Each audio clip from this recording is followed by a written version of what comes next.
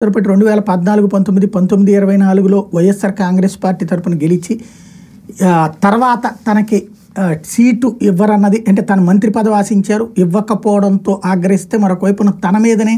నిఘా వేస్తున్నారన్న ఆగ్రహంతో రగిలినటువంటి కోటమిరెడ్డి శ్రీధర్ రెడ్డి ఆ పైన జగన్కి వ్యతిరేకంగా వెళ్ళి తెలుగుదేశం పార్టీలో చేరడం తనకి టికెట్ ఇవ్వడం తెలుగుదేశం పార్టీ ఆయన గెలవటం నిన్న తొలిసారి జగన్కి చురకలతో కూడిన ఉపన్యాసం ఇచ్చారు రోజు గంటసేపు మాట్లాడనిస్తామని లిఖితపూర్వకంగా హామీని ఇస్తేనే వైకాపా అధ్యక్షుడు జగన్ శాసనసభ సమావేశాలకు వస్తారేమోనంటూ చురకలు వేశారు జగన్కి ఒక నమస్కారం పెట్టాలని చూస్తుంటే ఆయన సభకి రావడం లేదన్నారు ఆయన సభకు రావాలంటే ఏం మాట్లాడి అడ్డు చెప్పబోని హామీ ఇవ్వాలేమోనని వెటకారం చేశారు వైకాపాలో ఆయన తప్ప ఎవరు మాట్లాడకూడదనే జగన్ తత్వమని కోటరెడ్డి చెప్పుకొచ్చారు 2014, 19 మధ్య వైసీపీ ప్రధాన ప్రతిపక్షంగా ఉన్నప్పుడు జగన్ అసెంబ్లీలో ఎప్పుడు చూసినా మైక్ కోసమే గొడవ పడేవారు తప్ప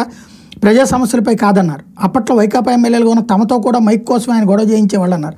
2017లో జగన్ పాదయాత్రకు వెళ్ళినప్పుడు అసెంబ్లీలో వైసీపీని నడిపించే బాధ్యతను బొగ్గనకో లేదా మరో సీనియర్ నాయకుడు ఎవరికైనా అప్పగించి ఉంటే బాగుండేదన్నారు ఆయన తప్ప శాసనసభలో ఎవరూ మాట్లాడటం ఇష్టం లేక జగన్ ఎవరికి బాధ్యత అప్పగించలేదని విమర్శించారు